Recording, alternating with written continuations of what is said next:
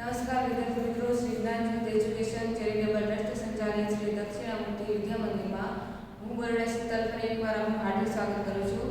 આજે આપણે ધોરણ 7 ની અંદર યુનિટ નંબર 2 છે સ્ટેપ બાય સ્ટેપ, એની અંદર એક્ટિવિટી નંબર 8 મેગા રાઇડ એટલે કે રાઇડ એટલે કે સવારી, મેગા એટલે કે ભવ્ય સવારી એક પાઠ છે, એનો અભ્યાસ કરવાના છીએ. તો સૌપ્રથમ આપણે એક્ટિવિટી નંબર 8 ની અંદર આ પાઠ સમજતા પહેલા એના સ્પેલિંગ લખીશું.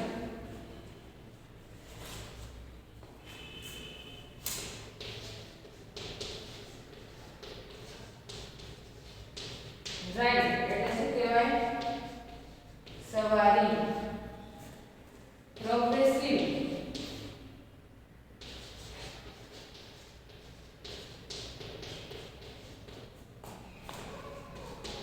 પ્રોગ્રેસિવ એટલે કે પ્રગતિશીલ.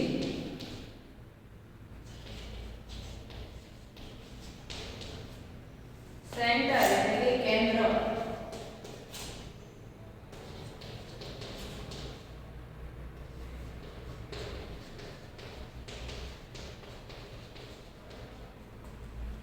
ફેસિલિટી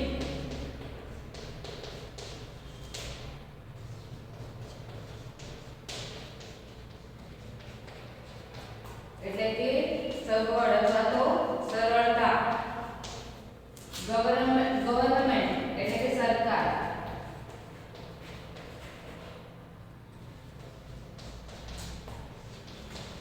ગવર્નમેન્ટ એટલે કે સરકાર. કોસ્ટ એટલે કે કિંમત.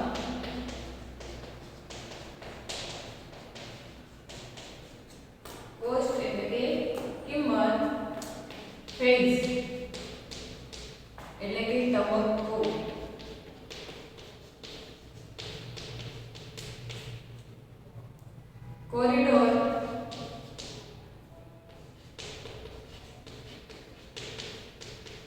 કોરિડોર એટલે કે વચ્ચેથી કે ઉપરથી પસાર થતો રસ્તો.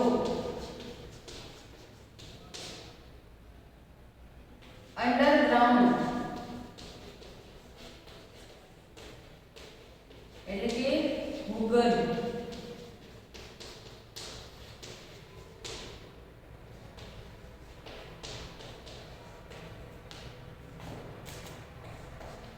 ટર્મિનસ એટલે કે રેલવે કે બસનું મથક.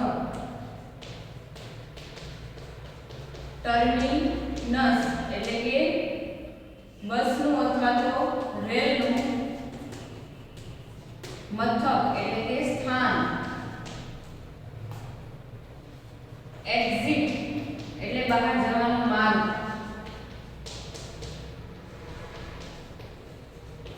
બહાર જવાનો માર્ગ.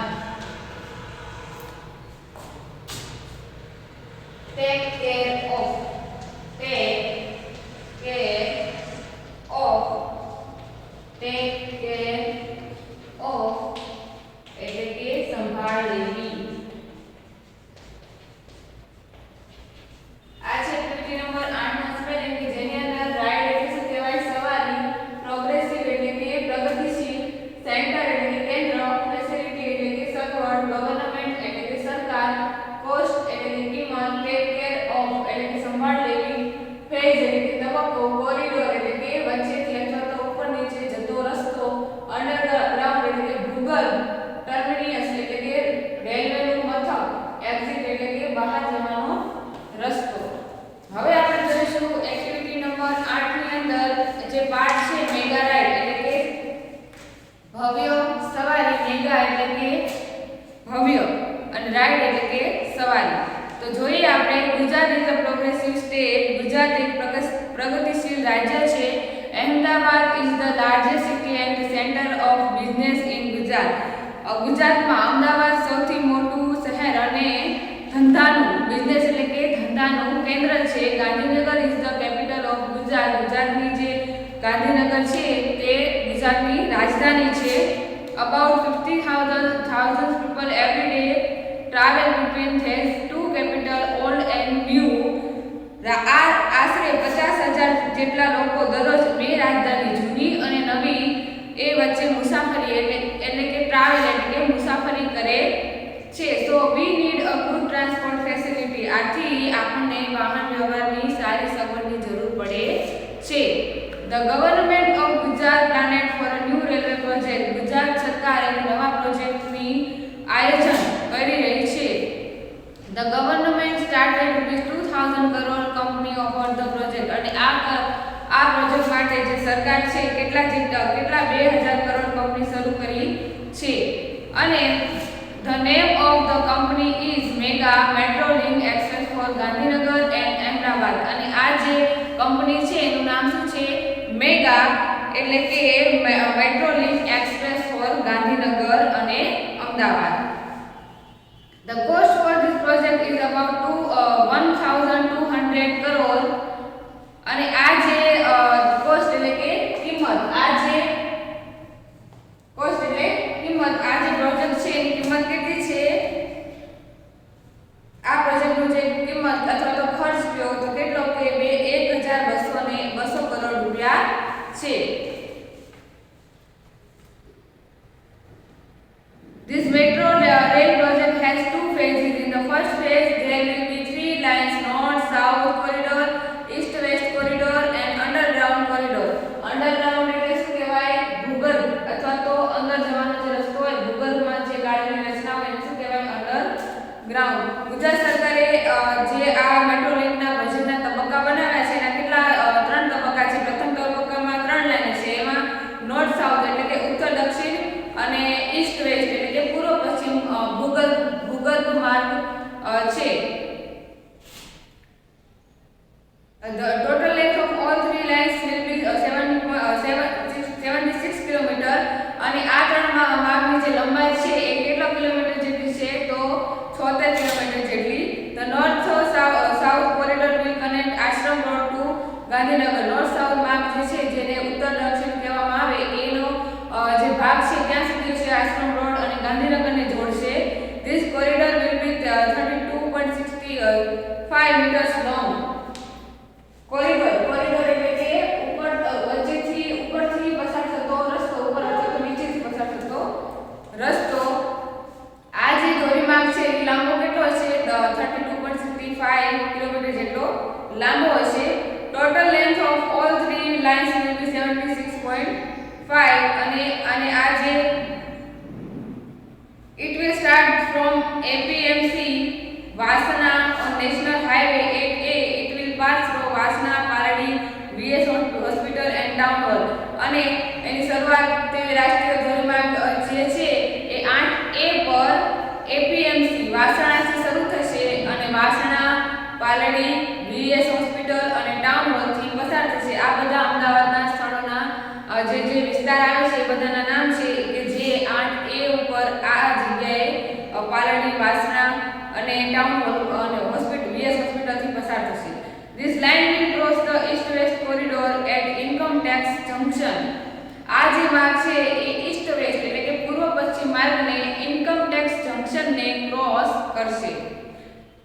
It will turn a little left near Cobra Circle and will run toward Gandhinagar. અને તે કોબા જે સર્કલ છે ત્યાં થોડો ડાબી બાજુ તરફ વળશે અને ગાંધીનગર જશે. There are 2 more junctions on this line: Info City, GIFT City. There will be 31 stations on this corridor.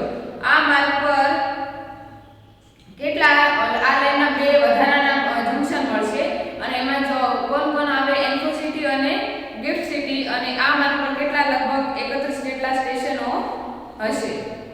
Now let us go on the east west corridor. હવે આપણે બીજા ભાગ ઉપર જઈએ. જે બીજો ભાગ કયો છે? east west corridor એટલે કે પૂર્વ પશ્ચિમ કોરિડોર એટલે કે ઉપર નીચે જવાનો રસ્તો. It will start for Kalupur. તે ક્યાંથી શરૂ થશે? કાલુપુરથી. It will run through the main areas of Ahmedabad. અને તે અમદાવાદના મુખ્ય વિસ્તારોમાંથી મુખ્ય રસ્તા ઉપરથી પસાર થશે. Then the line will turn south towards IT Circle આ જે લાઈન છે એ આઈટી સર્કલ પાસે દક્ષિણ તરફ વળશે. It will towards commerce crossing. Commerce એટલે કે કોમર્સ 4 રસ્તા, જે આ બધા જે છે સ્થળના બધા નામ છે કે જે કોમર્સ ક્રોસિંગ તરફ જશે.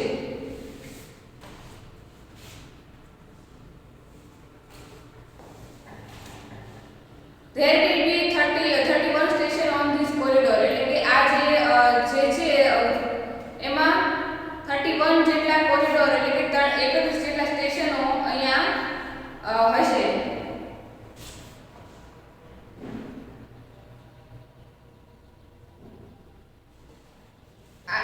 It will go towards commerce crossing. Thaltej crossing will be the last station of the route. અને આ જે રૂટ છે એનો છેલ્લો જે સ્ટેશન છે એ કયો હશે? થલતેજ 4 રસ્તા. It will be the terminus of east west corridor. Terminus એટલે બસનું અથવા તો રેલનું જે મથક છે એ તમારું શું થશે? છેલ્લું સ્ટેશન બનશે. ઈસ્ટ વેસ્ટ માર્ગનું આ ટર્મિનસ એટલે કે છેલ્લું સ્ટેશન બનશે Thaltej crossing road. Total length of this line will be 10.90 kilometres. અને આ જે માર્ગ છે એની કુલ લંબાઈ કેટલી છે? 10.90 કિલોમીટર. અને it will connect the western and western Ahmedabad. પૂર્વ પશ્ચિમ અમદાવાદને જોડશે. Most of the metro road will be on pillar and overbridge. Metro રેલનો મોટા ભાગનો જે થાંભલા છે એ પુલ પર હશે. પિલર એટલે કે પુલ અને બ્રિજીસ એટલે કે પુલ અને પિલર એટલે કે થાંભલા.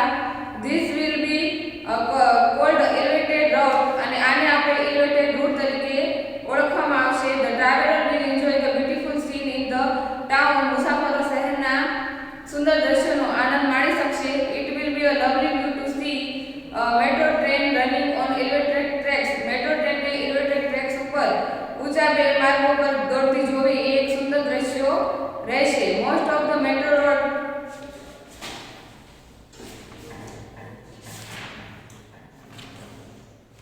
you will be able to travel without ticket into this metro train. આ ટ્રેનની અંદર તમારે જો બેસવું હોય તો તમે ટિકિટ લીધા વગર પણ તમે એનો લાભ લઈ શકશો અને મુસાફરી મફતમાં કરી શકશો. આ મેટ્રો ટ્રેનમાં તમે ટિકિટ વિના પણ મુસાફરી કરી શકશો. You can use smart card facility. અને તેમાં તમે સ્માર્ટ કાર્ડનો પણ ઉપયોગ કરી શકો. અને you can enter a station with your smart card. You sweep the smart card and your exit station. અને જ્યારે તમે બહાર નીકળતા સ્ટેશને તમારા સ્માર્ટ કાર્ડને સ્વાઇપ એટલે કે લગાવશો અને તમે જેટલી મુસાફરી કરી છે તેનો ચાર્જ આપોઆપ કપાઈ જશે. The train will run with drivers. અને ટ્રેનમાં એક પણ ડ્રાઈવર વિના ટ્રેન ચાલશે. But you need to not worry. પણ તમને ચિંતા કરવાની કોઈ જરૂર નથી. Technology will take care of your safety. એવી ટેકનોલોજી વપરાય છે કે જેથી કરીને તમારી સલામતીનું પૂરેપૂરું ધ્યાન રાખવામાં આવશે. Signalling technology will make your travel safe. CBTC એટલે કે communication based control. Signalling technology તમારી મુસાફરીને સલામત કરશે. All the metro car will be an air conditioner. બધી મોટર કાર ટ્રેનના ડબ્બા વાતાનુકૂલિત એટલે કે એસીનો ઉપયોગ કરવામાં આવે છે. The train will travel the maximum speed of 110 kilometre પર અવર. ટ્રેન કલાકના વધુમાં વધુ 110 કિલોમીટર જેટલું ઝડપથી દોડી શકશે. Ready for the ride. સવારી માટે તૈયાર. તો અહીંયા જે આ પાર્ટ છે એ મેટ્રો ટ્રેન એનો પ્રોજેક્ટ છે એ પ્રમાણે અહીંયા ભાષાંતર આપ્યું છે. મેગા રાઇડ એટલે કે સલામત સવારી અથવા તો ભવ્ય સવારી કે જેમાં મેટ્રો ટ્રેનનું વર્ણન કરવામાં આવ્યું છે કે ગુજરાત એક પ્રોગ્રેસિવ એટલે કે પ્રગતિશીલ રાજ્ય છે અને એની ગાંધીનગર રાજધાની છે. એમાં 50,000 જેટલા લોકો જે છે એ દરરોજ શું કરતા હોય છે? મુસાફરી કરતા હોય છે. અને આ માટે આપણે શેની જરૂરિયાત પડે? સારી સગવડની. એટલા માટે થઈને ગુજરાત સરકારે એક નવો પ્રોજેક્ટ હાથ ધર્યો છે કે જેને શું કહેવામાં આવે છે? MEGA એટલે કે metro link express of Gandhinagar and Ahmedabad. પછી ગાંધીનગર અને અમદાવાદ વચ્ચે જે મેટ્રો ટ્રેન ચાલુ કરવાના છે એના પ્રોજેક્ટના કેટલા કરોડ રૂપિયા વાપરવામાં આવે છે કે 1200 કરોડ જેટલા. અને એના જે પ્રોજેક્ટ છે એના 3 પાર્ટ છે કે નોર્થ સાઉથ કોરિડોર એટલે કે ઉત્તર દક્ષિણ અને પૂર્વ પશ્ચિમ કોરિડોર ઉપર જવાનો જે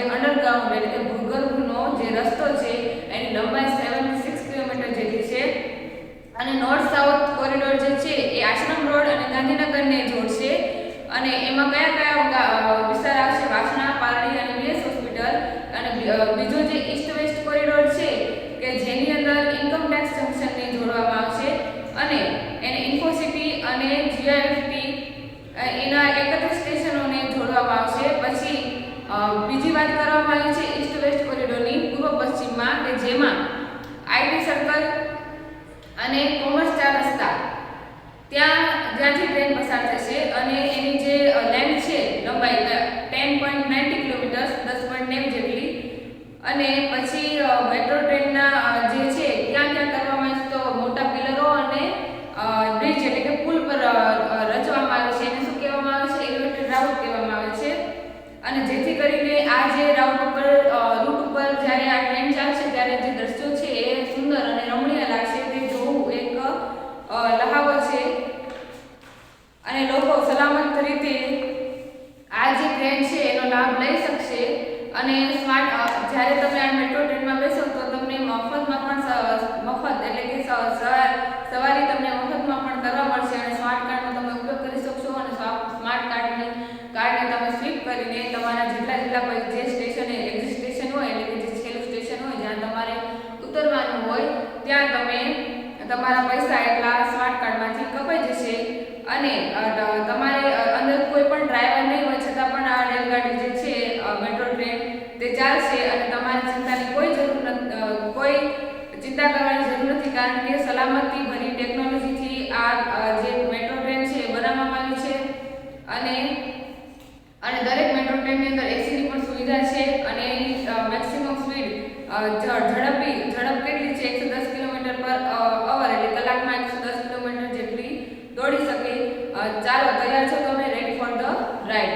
તો અહીંયા જે આપણો પાર્ટ છે મેગા રાઈડ એ અહીંયા આપણે પૂર્ણ કરીએ છીએ. આ હોપ તમને ભાષાંતરની અંદર મેટ્રો ટ્રેન વિશે વધુ જાણકારી મળી હશે અને સમજણ પડી હશે. અહીંયા આપણે આપણો લેક્ચર પૂર્ણ કરીએ છીએ. એવું લેશન હું તમને આપું તમારે લખવાનું છે.